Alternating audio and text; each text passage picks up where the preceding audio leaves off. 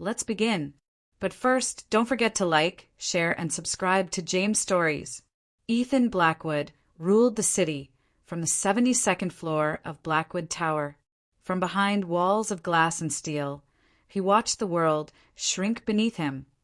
Cars crawling like insects, people reduced to nameless figures. Power had done that to his vision. It made everything smaller except himself. At 38, Ethan was a billionaire CEO admired by business magazines and feared by competitors.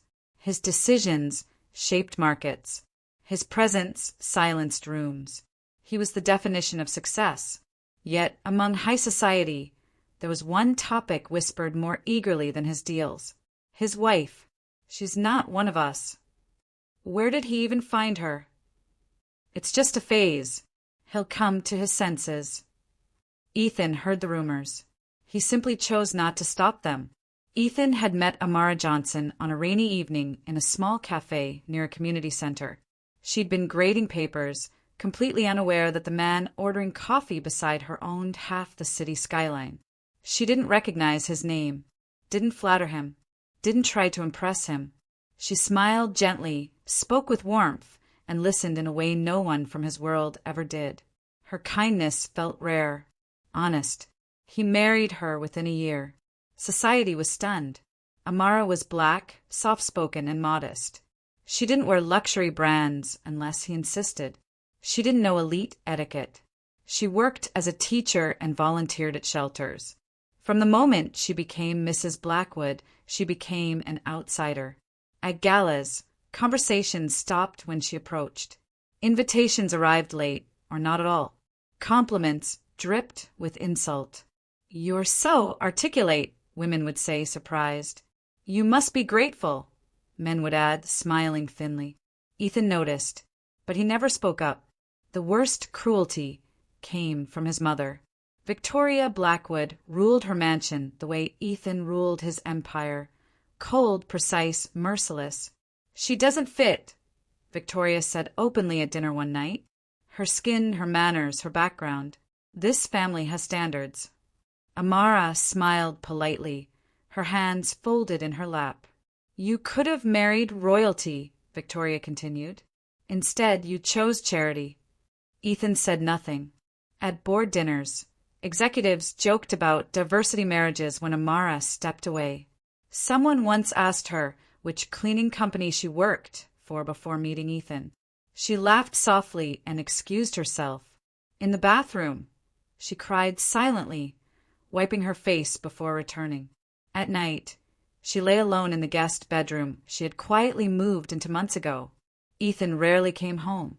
When he did, conversations were brief and distant. "How was your day?" "Fine. I have an early meeting." He treated her like an obligation, something that came with his life, not someone who mattered. Still, Amara loved him, still believed patience could save them.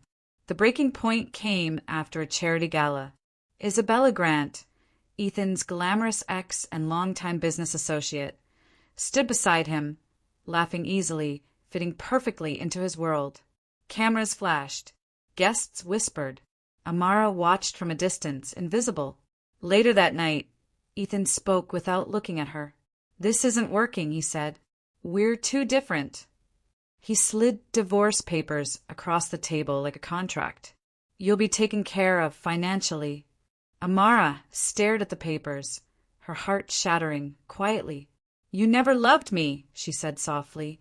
Ethan hesitated, only for a second. "I did once."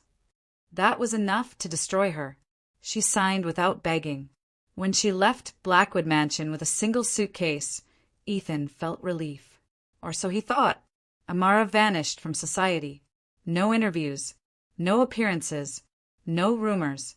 Ethan assumed she'd faded back into obscurity.